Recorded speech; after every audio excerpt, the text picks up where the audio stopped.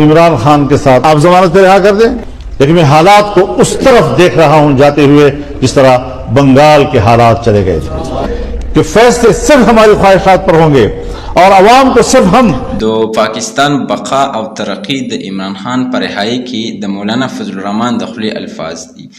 सलामुन मलगरो, मौलाना फजल रहमान द पाकिस्तान बका और तरक्की द इमरान खान पर रिहा कولو سره کې خودی ده. تاسو په خپل واوریدل چې عمران خان تر څو نه رها شوی او هغه هم یو ډیر زیات غټ سوچ لري، یو د پاکستان په سیاست کې د هم ډیر غټ کردار دی.